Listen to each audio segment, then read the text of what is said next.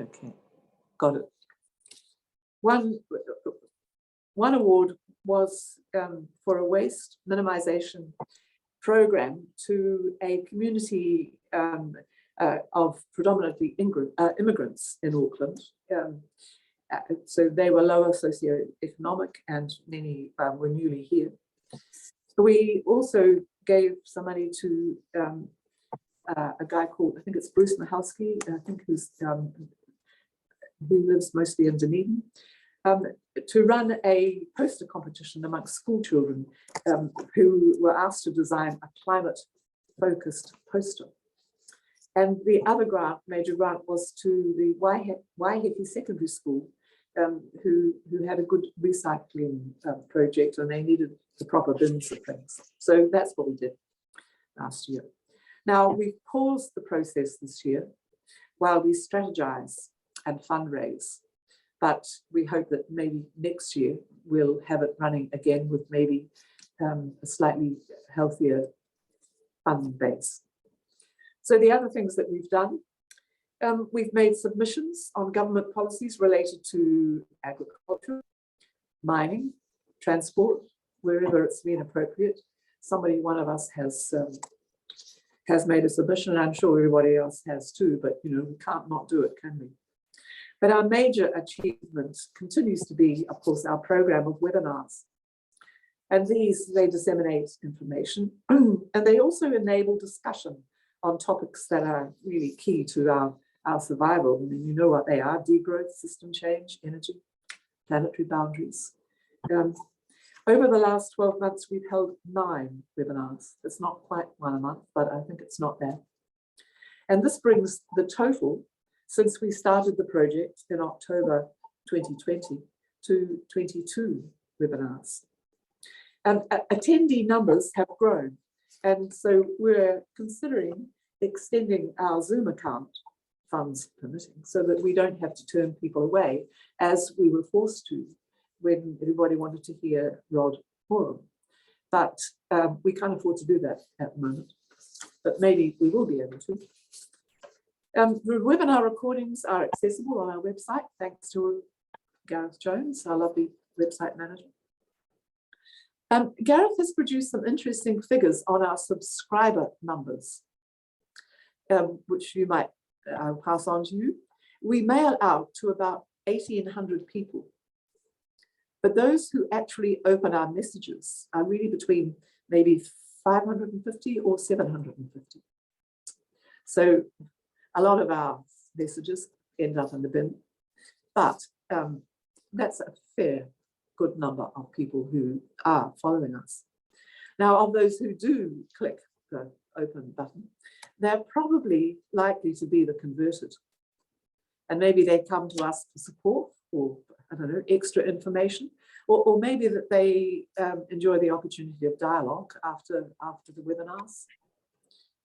And while it's important not to underestimate the role of solidarity amongst us, the workers, in this uphill struggle, I'd still like to find a way of widening our reach, right? Maybe to those who find the whole climate thing overwhelming, for those who don't know where to start or what to do.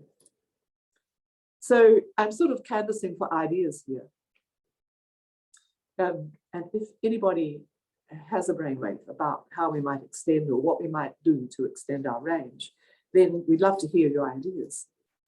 And you could bring them to our fortnightly Zoom meetings that we, 7 of us, have by Zoom. And if you did have anything that you wanted to put to us and talk about with us, then you could let me know on our info line, info@ourclimatedeclaration.org.nz. And I can send you then the details for the Zoom link. And that would be good to have people who even just wanted to see how we work together. So thus, I think we've had a good year. Good, that is, if you discount the bad news.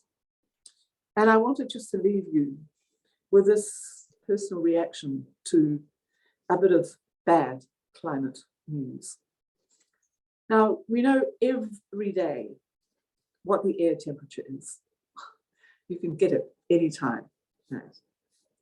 And we know that we will breach the 1.5 degrees limit this decade. And we also know that it'll probably breach 2 degrees centigrade by 2050. But it took a recent Guardian article by a New Zealand journalist to enlighten me about the effects of climate on our coastal waters. The sea is so much a part of our lives, of all New Zealanders. It's where we swim. It's where people fish and where they go boating. But monitoring shows that some areas are already stewing in marine heatwave conditions, with temperature spikes of up to 4 degrees centigrade. And this article included evidence from scientists that in the Bay of Plenty, the waters remained in heatwave conditions for the entire year from April 2022 to April this year.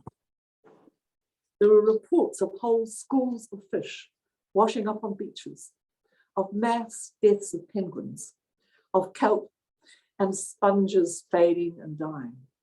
And all that filled me with grief for our future. So we have a long way to go, a little time.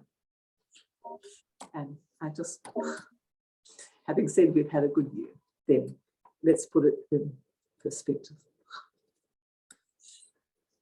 All right, any questions and general business, please.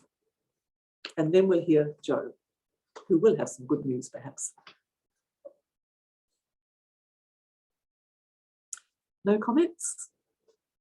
Yes, Joe. I do have a comment. I just want to thank you for your leadership of our group through this year, Pat.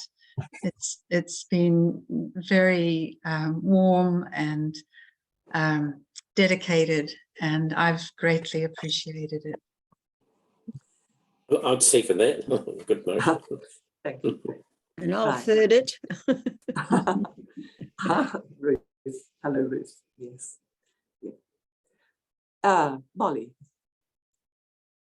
You're muted, Molly.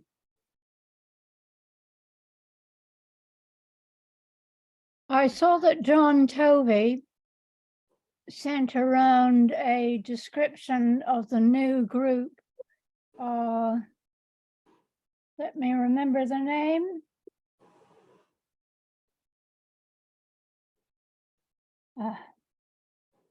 You know, the not Kotahitanga. Did people, let me see.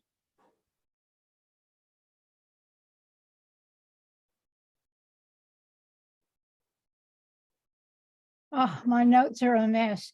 You know, John Tovey, about the Taha, what was it?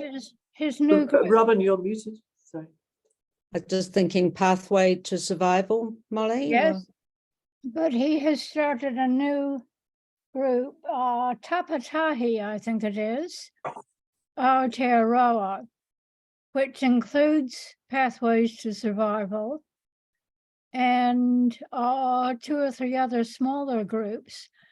If you haven't seen his email, I will copy it to you, because it seems to be focused on, particularly on the younger folk, and is a group, an umbrella group to focus on both, look, I have my notes here, on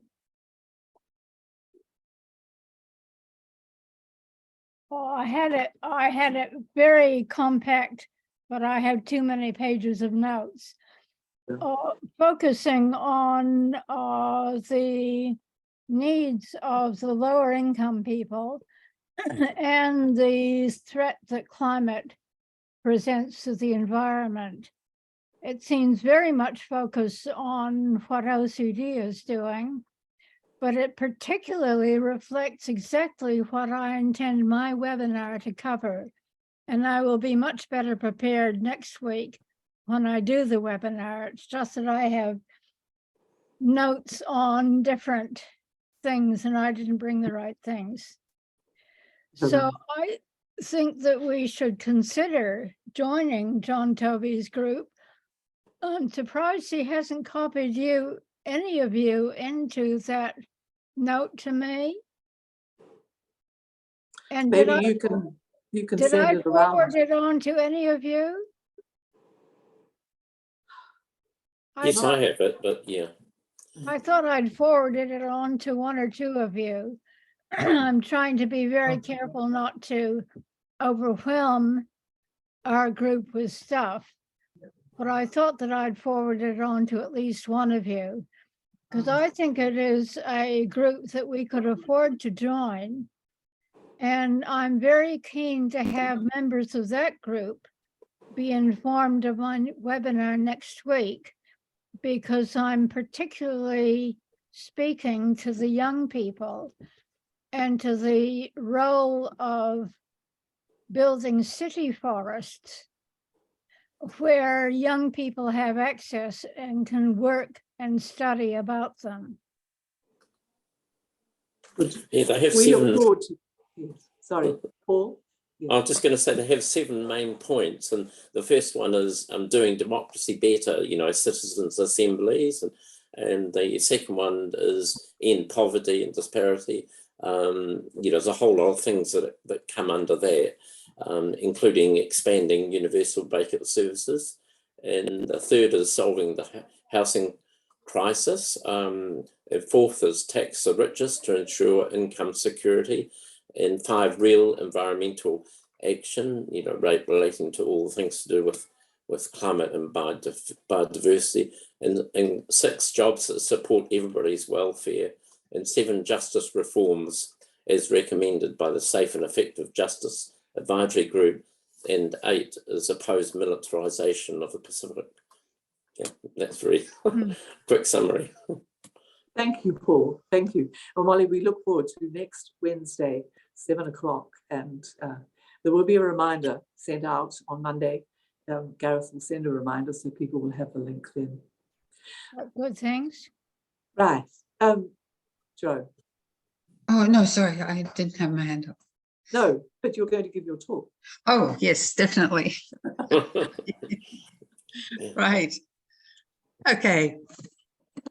What I'm wanting to address tonight may seem dry and a bit mathematical, but I'm hoping that you'll grasp its intention to be a very strong advocacy tool.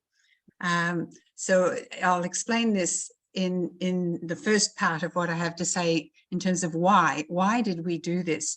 You may want to have pen and paper at hand to jot down a few figures on the way. I thought that might be more useful to you than showing you slides which flash on and off. You may want to keep a few figures in your head as I proceed. Okay, so working at a regional level, neither global nor national targets were meaningful for us in terms of translating them into action plans. And by us, I'm referring to the Nelson Tasman Climate Forum, which is working on a regional basis with 2 regions, Nelson City Council and Tasman District Council. And so we look at our global targets, net zero by 2050. That doesn't seem possible to translate into regional terms for action. And our national targets, net zero by 2050, with an annual carbon budget for this period of 72.5 megatons. Well, does that help you to make decisions for your household or inform your advocacy to your council? It didn't seem to work for us. We also wanted to focus on what had to be done by 2030, because it seemed to us that having targets that were to be accomplished by 2050 was far too distant to make a serious impact on the ordinary person's moral imperative to act on this matter.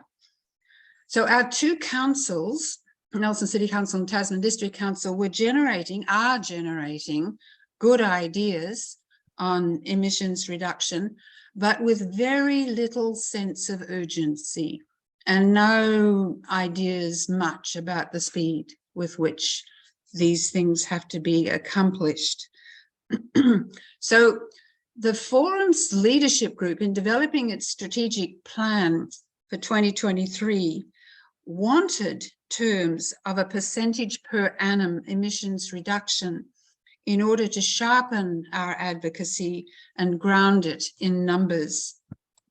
So a group of us tried to tackle this challenge, a very small group.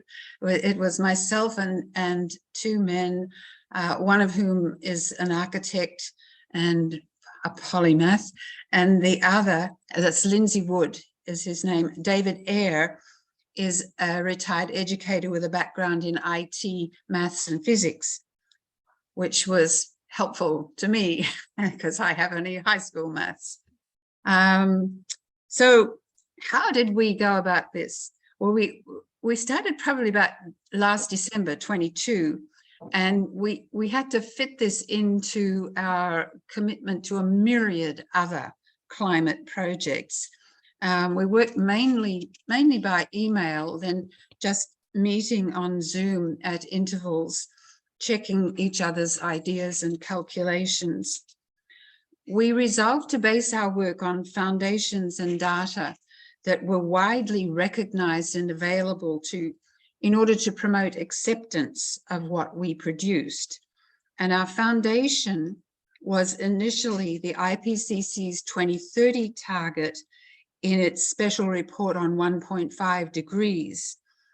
We knew that the AR6 synthesis report would come out soon. When we started work, we knew we would have to adjust our figures when it did, and that's what we did. So the AR6 synthesis report came out in March, and we just adjusted our figures to match up with its restatement of a 2030 target.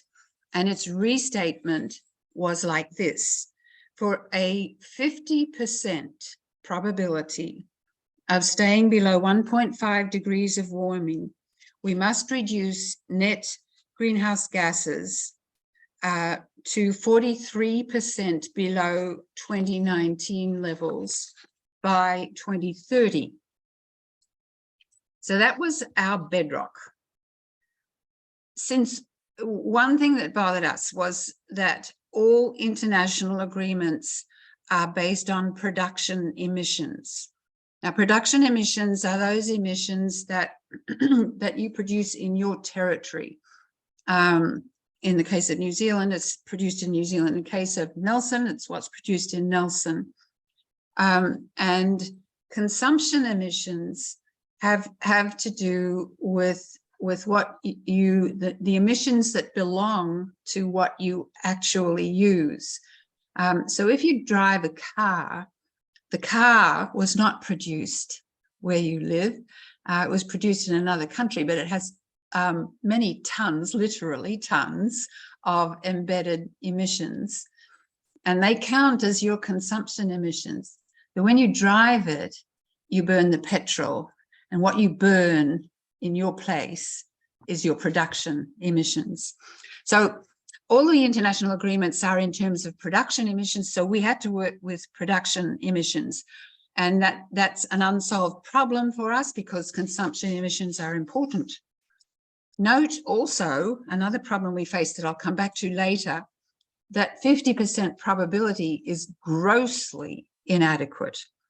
To significantly improve probability, the slope would need to be steeper, much steeper. So in all cases, we should strive to do the maximum, not the minimum that we can scrape by with, which tends to be the way negotiations proceed, like how little can we do to meet what we said we'd do. Our purpose included a principle of responsibility for cutting emissions, both personal, household, and local government. In terms of responsibility at a regional level, we also wanted it to be a fair share of responsibility to each region. So that meant we started with what was really a double conundrum. And I'll explain the tricky thing that we had to overcome. If you think about capacity for sequestration, which of course reduces how much emissions you have to account for, because you deduct what you sequester. So while both people and councils can take some responsibility for increasing sequestration, the national inventory largely counts the areas under plantation forestry. And this is an asset in emissions reduction, largely not due to the efforts of people and councils. So in the case of Tasman District, where I live, this created a distinct anomaly because it turned out Tasman, incidentally, has one of the highest per capita rates of vehicle ownership in the world, and also one of the highest per capita transport emissions. But in Tasman, the level of forestry sequestration actually exceeds the level of emissions, leaving the district in positive balance for emissions if you use the usual net emissions formula. So if this were the metric used, a contrary councillor or member of the public could say that we in Tasman don't need to do anything about emissions. In fact, we could emit more because we're in positive balance. Obviously, that is not a formula that meets the needs for action. The other conundrum we were faced with, so we devised a way to deal with that, which I'll explain to you in a minute. But the other conundrum we had to deal with was that agricultural area and stock numbers also vary greatly between regions, and therefore the proportion of methane emissions that form each region's inventory also varies greatly. And as these farms are private property, it's very hard for people and councils to influence that source of emissions. Furthermore, methane emissions are dealt with separately in New Zealand's climate targets, with commitment to only 10% reduction from 2017 to 2030. That is 1.55% a year. On a regional basis, this would mean that areas in which methane is a large proportion of regional greenhouse gas production would have a huge burden of reduction on carbon dioxide sources. Like everyone would have to stop driving cars straight away. It seems unfair to burden people and councils with this source of emissions on a regional basis. So here's how we dealt with these conundrums and produced a figure which we say applies fairly to the responsibility of people and councils in all regions for emissions reduction. So our first little mathematical maneuver was to nationalize the benefits of sequestration so that all regions, even those with little forested area, can subtract an equal proportion of sequestered emissions from their gross emissions to get their net emissions figure.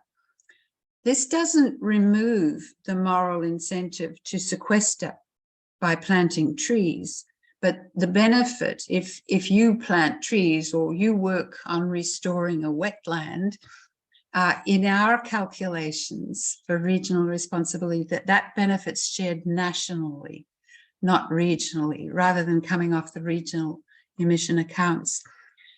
The second thing we did was we nationalized the liabilities of methane emissions so that all regions carry a proportionately equal share of the burden for methane emissions, even if you live in a city with very few farms in the area. So furthermore, we had to deal with the fact that those who are producing methane are committed only to the target of 10% by 2030, which is 1.55% a year between 24 and 30, leaving the heavy emissions of the heavy lifting of emissions reduction for the long-lived gases of carbon dioxide and nitrous oxide. So we subtracted the promised level of methane emissions reduction from the 2030 target level and did the remainder of our calculations on just the long-lived gases, not methane. So from here on, as I describe what we did, it applies just to the long-lived gases. So what did we do then?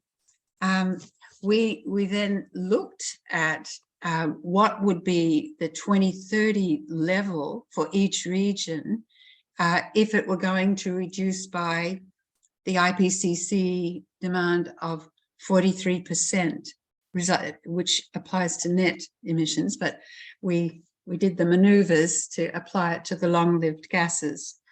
And looking at the slope of that decline, it turned out that the slope was 8.05% a year that emissions had to go down.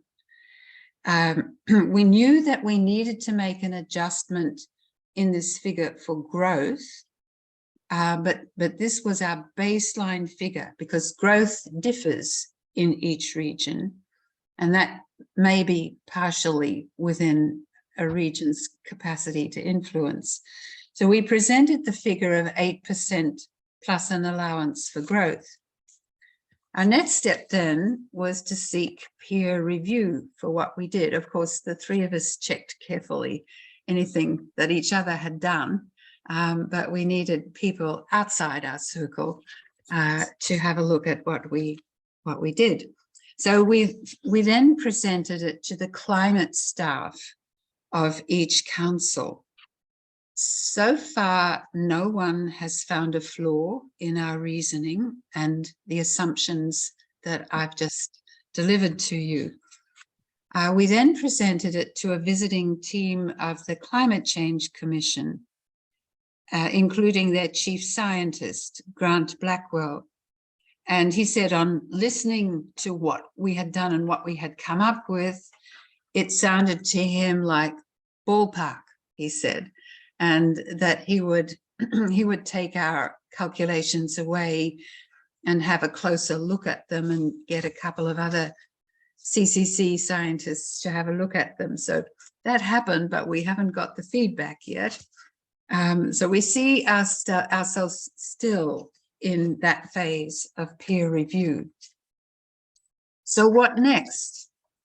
You understand that if a region's population is growing, you're adding more emitters to your population, and therefore you're adding more emissions to the region at the same time as you're trying to pull emissions down. So you have growth is working against your efforts to bring emissions down, and you've got to add that into your calculations.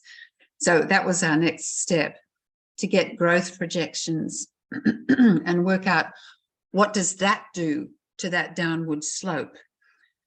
And here are the results for these two regions. Nelson is projected to grow at 0.54% a year between now and 2030. And this makes our pathway down a little steeper. It goes now to 8.44% a year, or we might say 8.5%. Tasman is projected to grow over that same period at 1.28% a year. So the corresponding change in slope is a bit more it has now to decline at 9.21% a year. You can very easily work out the rate at which your own region must reduce long-lived gases, that's mainly carbon dioxide and nitrous oxide, each year in a rough calculation, which could be refined to more decimal points. So just take the baseline rate of 8% and find out the projected growth rate of your region between now and 2030 and add them. That won't give you a precise number, but that will be a rough, again, ballpark of what your region is going to have to do in terms of rate of reduction of emissions. I should point out that this is a shape-shifting number. This figure of 8% plus growth will need to be recalculated each year. If we're too slow in reducing, the slope of that downward pathway will become steeper. If we reduce methane at a faster rate than 1.55% a year, this slant of the slope will reduce. Similarly, if we sequester at a higher rate, it will also become less steep. So what after that? Well, what emerged as, in a way, kind of surprise as we did the growth calculations? We found that what had fallen out of our growth calculations was actually annual carbon budgets for each council between now and 2030. So we actually have that in kilotons. How much, given the necessary slant of the slope, what's the budget for each council for each year? And this is a rather momentous realization, which we haven't yet had time to discuss because these growth calculations were done only in the last week. And we haven't worked out what to do with the fact that here we have in the notes on our desk the carbon budgets for each council for each year until 2030. We do have upcoming meetings with climate staff of both councils, and we will discuss that with them. This is kind of a big deal because once you have an actual budget, you have to start thinking about allocation of that budget. How are you going to spend your precious emissions? How much on fossil fuel transport? How much on new home construction? What if you have an extreme weather event and you have to fuel heavy equipment to shift a landslide onto a road? What's that going to come out of? What are you going to have less of if that happens? And who's going to make those decisions? Is the council going to make those huge decisions? Or do we set up a standing people's assembly with rotating membership to make these extremely important decisions? So our little trio is left with some looming questions. What about growth in economic activity? We've got growth, we've factored in growth in population, but there's also growth in economic activity. And this is a difficult question. And we want to discuss it with people with more expertise in economics than we have. And secondly, there's this very tricky business of consumption emissions that we haven't yet worked out how to pull these into the figures that we're producing, which is in some ways kind of annoying, because the forum's, one of the forum's major campaigns at the moment is based on consumption emissions. It's the Take the Jump campaign, of which some of you may have heard, and it's based on consuming less meat less transport fuel, buying fewer clothes and fewer appliances. So we're on the ground working on consumption emissions, but we haven't worked out how to produce the figures on it yet. And then the big looming question that this 50% probability of success of staying under 1.5 degrees is, if it wasn't so appalling, it'd be laughable.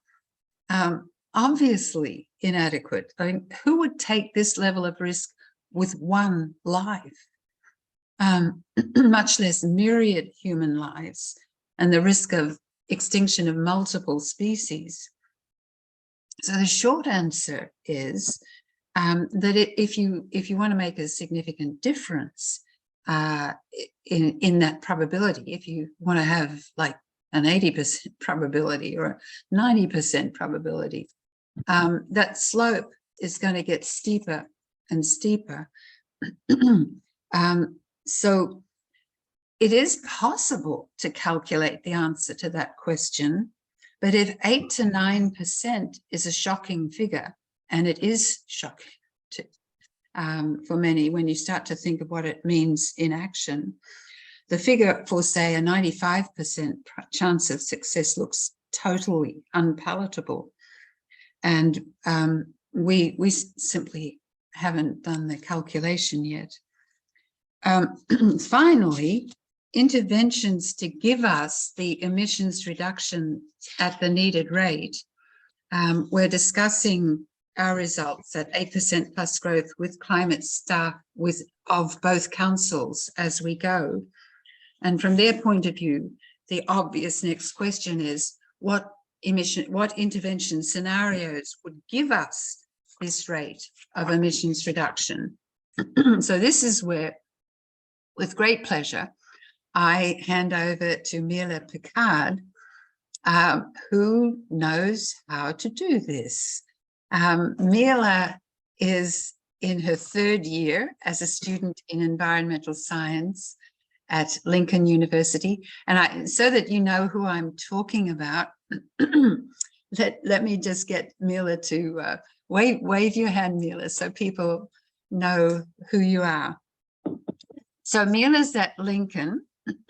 A few years back, Meila was doing something else remarkable. She represented New Zealand in international competitions for dressage. I hope I pronounced that correctly.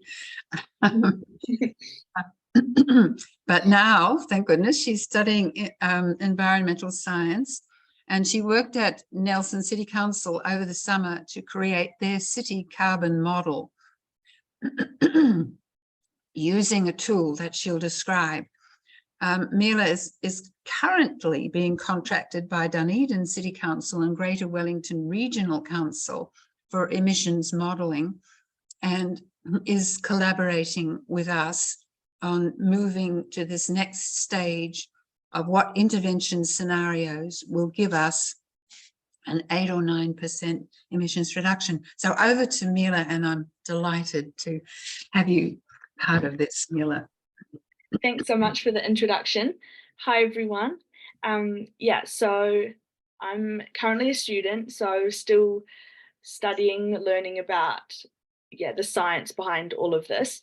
But I was very lucky in the summer to have the opportunity to work for Nelson City Council, and my task for them was to begin to develop this model that would help us understand emission reductions further. So it was originally produced by a man called Adam Jarvis from the Palmerston North City Council, and you can actually find sort of the output of the tool online. It's called the Palmy Climate Calculator. So that's sort of a version the public has access to at this point in time. So what we did for Nelson was we basically have this big Excel model, and we input the baseline data. So for Nelson, the inventory was produced internally by the council, but for a lot of the other councils, it's the big ACOM inventories. So essentially all of the production emissions. We have most of the data for 2018 at the moment. So we basically break down the inventory and figure out how we can allocate it to each industry essentially. So within the model, we put in the baseline of hectares of trees for sequestration calculations, the litres of different fuels used, solid waste production. So everything across the board that is the production emissions for the region. And then based on lots of different calculations essentially and considerations of the growth of the population, the model can then calculate what happens under a range of different future scenarios. So it's very comprehensive, and I thought I could sort of make some slides to show you all, but it's just a big Excel model, which is fairly difficult to understand if you haven't seen it before. So I'll do my best to explain it, but we have essentially 5 different sort of tabs where we can create the emission decline. So we do it across land use, industry, energy, transport, and then sort of one that has extra things such as solar panel installations. And what we do is create a range of scenarios. So what happens at status quo? So if our inventory remains the exact same as it was with the activity data and the production at 2018. So the same amount of petrol and diesel used, the same number of stock, etc. And then we can set it to a range of future scenarios. So for Nelson, we created a lot to match the current plans and strategies they had in place. So doubling walking and cycling by 2030, for example. And then you can set scenarios such as what happens if you double the amount of light electric vehicles in the region. So essentially across all of the different sources of emissions, we set a range of percentage reductions based off, some are guided by policy, some are highly ambitious. So for example, we set up some scenarios to model what happens if our city looked like Amsterdam with respect to the rates of walking and cycling. And through that, we set a range. And yeah, the model is so exciting because it enables us to see what the emissions will look like through to 2050 under the different future scenarios that we set it to have. So it was very exciting to be able to sort of, for the first time, see what would happen if we doubled electric vehicles versus doubling rates of walking and cycling, or what was the effect of a big push for decarbonisation in the transport sector versus, like a big push for residential solar panel installation. So it was sort of, for us, the first time that we could really break it down and see, okay, for our region, this is what should be a priority because this is going to give us the greatest gains with respect to emission reduction. Because I suppose before that, to a degree, regionally, it was a bit of guesswork as to, okay, we roughly know what emission reduction strategies are needed to ultimately reach the goals we need to reach, but it's allowed us to actually see in the numbers, okay, this is the scenario that gives us the biggest reduction.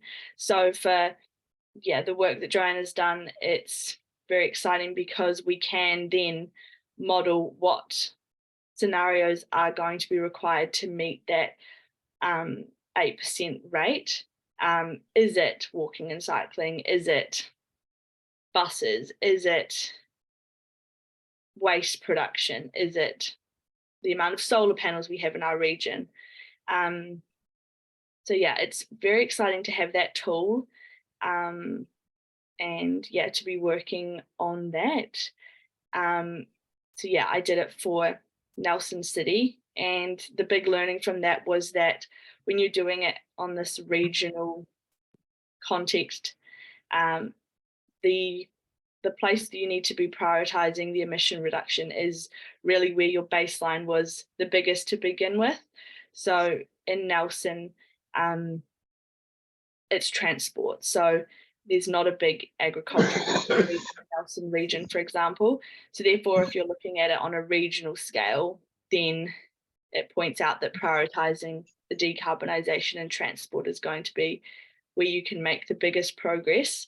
But yeah, overall, that's the power of this tool, and it's very exciting that more councils are starting to adopt it. So more and more councils are getting their greenhouse gas inventories done.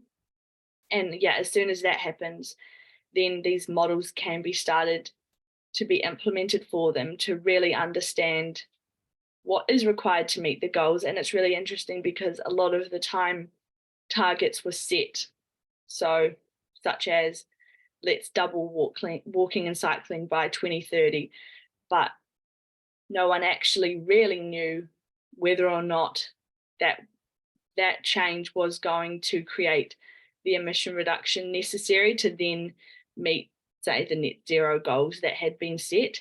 So that's really the power in it now, is starting to understand the actual effect of the decisions being made and start to get a better idea of, yeah, the society that we need to have, the decisions we all need to be making to actually meet those rates of decline that are required.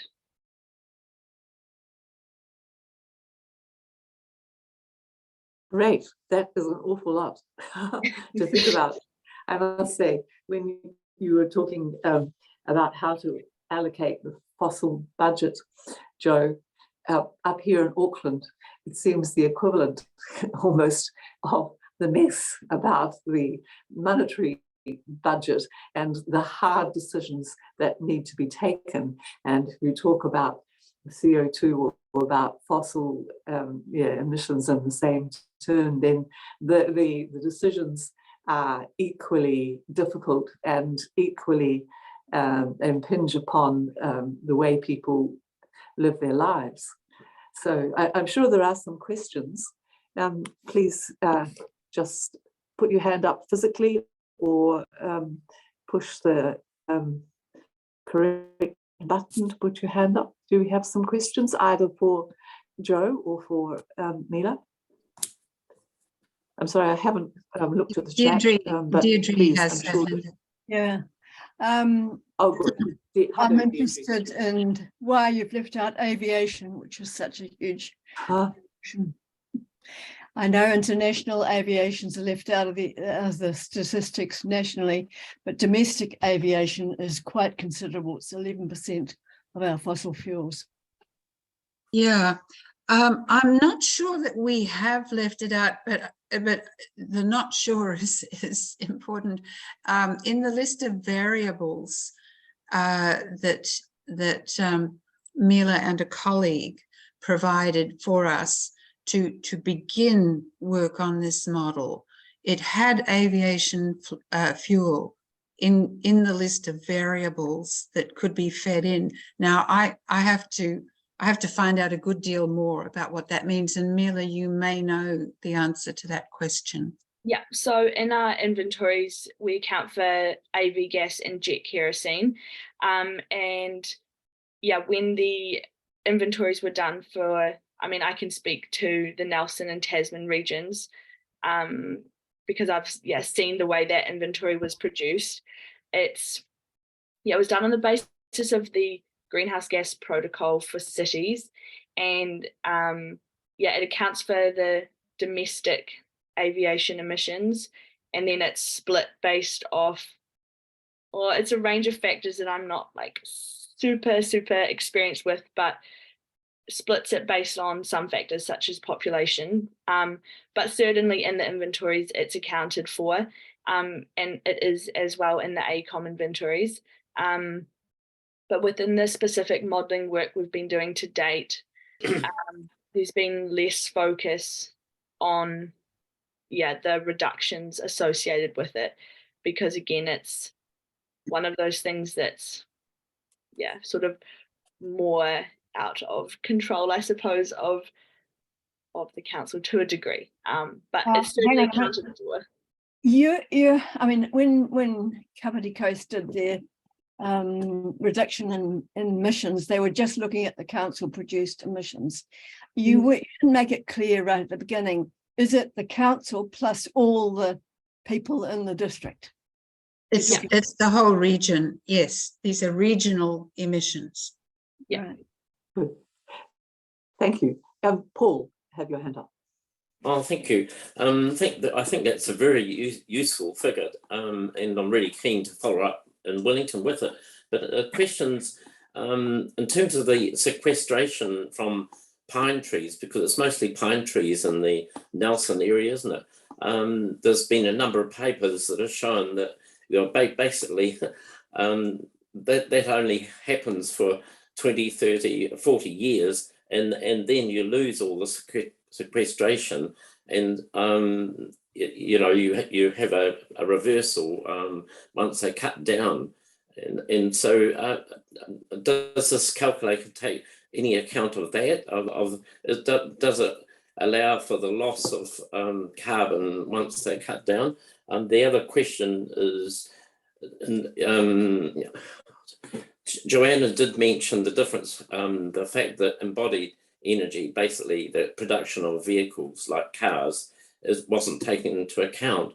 But just for interest, bicycles have a relatively small embodied energy. Do you take that? Have you mentioned that anywhere, that in fact that cycles, just because of their production carbon is so much less, would be so much better for the environment rather than vehicles? And the third thing is, was there any mention of a plant-based diet? How did you rank people shifting to a plant-based diet? So that's all for now. Okay, trees first, bikes and diet. Okay, I'll give them a go, and I'll also invite Meila to make comments. For the sequestration, as I mentioned, we nationalized it. We took the national sequestration figures, and there are tables that you can read off to get the national sequestration figures for many years past and the projections ahead. So we just use those, Paul, and I think that they're treated as averages with the, I mean, the graph of emissions is a kind of or graph of sequestration is a kind of sawtoothed graph. Depending on when they're harvested, it goes down, then it goes up again, they grow and harvested. But they take an average for forest, and you can read off those averages on tables. But anyway, we just used from the national inventory their figures on sequestration. So that's what we did for the trees. Bikes, yeah, we greatly regret that we haven't found a way of getting in the consumption dimension at this point, but in quite another mode of the forum, quite different from this nutty little trio going down rabbit holes of population productivity and stuff. There's this big Take the Jump campaign running, and it is very clear about carbon consumption differences between private cars and bikes, and strongly advocates bikes. We had an e-bike. We had a Carbon Action Week last week, and part of that was an e-bike demonstration. So we strongly advocate walking and cycling. as part of reducing consumption emissions. So the same for diet.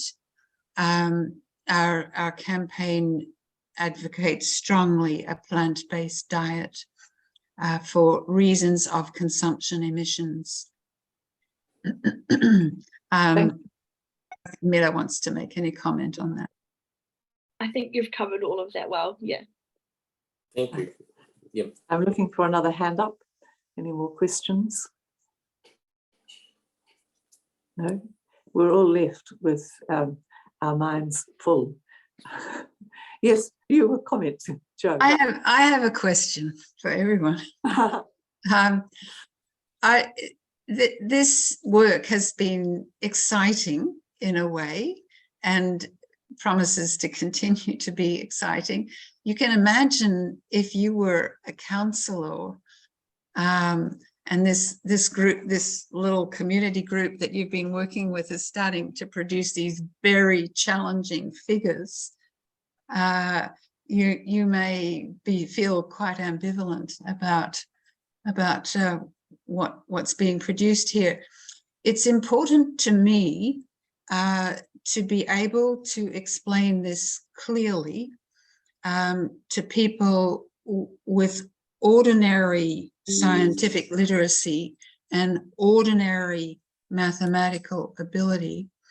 And I would really like a bit of feedback on how near the mark have I got, and what should I modify in explaining this. I want to be able to do this as well as possible. It's very important to us to be able to get this across clearly and have people understand it. So I would really like to ask people here for some feedback and helpful ideas about explaining it. And don't be afraid to be critical, please. I like very much your idea of the steepness and how it changes and becomes steeper according to the conditions that that you describe. And it is quite often said that if we've got a 50% chance of remaining below 1.5 by 2030, and then you say you look at the conditions if we don't get there, and that means certain death for certain communities and parts of the world, then that is irrefutable. But how we get that across? It is said you wouldn't get in a car with only 50% chance of reaching your destination, and that's a fairly well used example. But we have to say these things over and again because it takes a long time to get through. So I would just like to give you a positive comment about maybe that you can put it somehow. You could get somebody to do it in a picture so that you can see this, the steepness increasing according to certain conditions. Thank you, Pat. Do we have some more comments? Please don't bother to put your hand up. There aren't any hands up. We're listening for a voice. Yes, Les. Can I ask a question? Jo, you said that in counting sequestration from plantation forest, that it was a sawtooth graph that went up and down and that they averaged it. Well, I think if you look at the sequestration in the inventory report, it actually doesn't vary very much at all. And they don't average it. They actually give a number for how much is sequestered by the trees that are growing at the moment, and they take away how much is released by all the trees that are harvested in that year.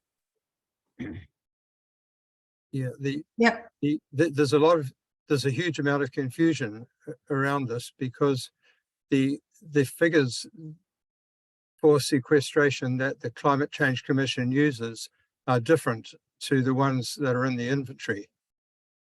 Is that right?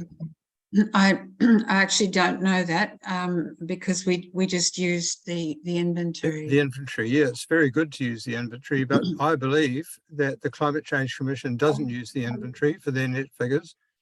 And the upshot of that is that we cannot compare New Zealand's emissions on a Zero Carbon Act and the Climate Change Commission with any other country's emissions, because they all use the inventory figures. Thank you, Liz. That's helpful. Thank you.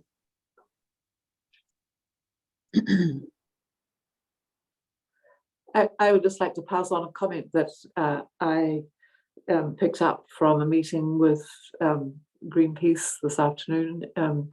A little interesting fact which I hadn't quite realized before on relative to dairy, and this is not really relating to your point about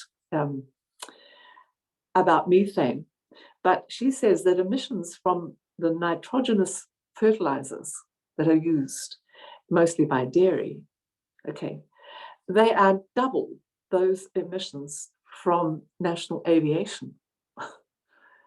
And I hadn't seen it put like that before. I mean, this is just, I'm just throwing in a little, a bit of interest, but aviation is a problem anyway, but nitrogen, if you put it in the perspective of nitrogenous fertilizers, it gets worse and worse. Nitrous oxide is a very significant, I can't remember the figure, but it's very high. Approaching 20%. 8% of our emissions. 8%, thanks. And it's long-lived. Short-lived, Like, no, yeah. oh, it's long-lived. Yes. Mm. They are. 200 years. All right. If we have no more comments, no more. Yeah, Deirdre. Oh, I'm sorry. Deirdre, you're muted. Please unmute. Sorry, I don't want to labour this too much, but international aviation, according to Robert, professor of applied maths at Massey McLaughlin, the other day, came back with a massive figure for me, which was actually 3.5 times the domestic aviation figures. And it's just incredible that we leave them out of our international calculations. Yes. The atmosphere doesn't. I mean, when are we going to get some sort of sanity on international? I mean, we've got, my grandson's got 19 friends who are flying off, you know, at the moment. We've got a massive exodus of young people. And nobody blinks an eyelid, really, you know.